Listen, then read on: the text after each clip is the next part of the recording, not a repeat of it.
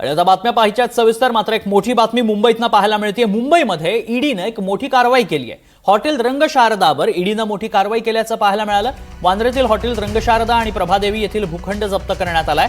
एकूण 332 कोटींच्या 2 स्थावर मालमत्ता जप्त करण्यात आल्याचं पाहायला मिळतंय।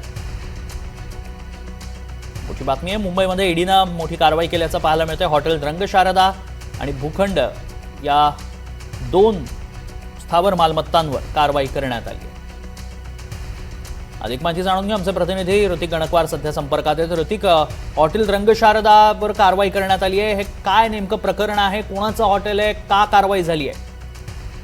नक्कीच आपण बघतोय प्रकरण असं आहे की मराठी नाट्य आणि साहित्य संस्कृती उपक्रमांना रंगशारदाचे जे मालक आहेत त्यांना या जागा ज्या आहेत त्या दिलेल्या होत्या। मात्र मूळ उद्देश बाजूला ठेवून या ठिकाणी आपण बघितलं तर वेगळे हॉटेल्स वगैरे ही लाईन मध्ये ते घुसले आणि बिझनेस चालू केला, अशा प्रकारचा जो आरोप आहे त्यांच्यावरती आहे। म्हणजे मूळ विषय बाजूला राहतो आणि एकंदरीत याच्यामुळे जे प्रभुदास वीरचंद लोटिया आहेत यांच्या विरोधात ठाण्यामध्ये गुन्हा दाखल झालेला होता। आणि याच प्रकरणी ईडीने जे आहे ते आपल्याकडे प्रकरण घेत हॉटेल जे बँड्राचं रंगशारदा आहे त्याच्यावरती कारवाई जी आहे ती केलेली आहे। प्रभादेवी येथे देखील एक भूखंड आहे त्याच्यावर देखील कारवाई केल्याचं पाहायला मिळतंय। जवळपास 332 कोटींची मालमत्ता जी आहे ती या ठिकाणी जप्त केलेल्या आहेत, अशी ही कारवाई एकंदरीत करण्यात आलेली आहे। भाडाने शारदाचे जे जमिनी होते, जे भूखंड होते ते संस्कृती वगैरे जपण्यासाठी दिलेले होते, नाट्य साहित्य यासाठी। मात्र तिथे हॉटेल्स वगैरे सुरू झाल्यानं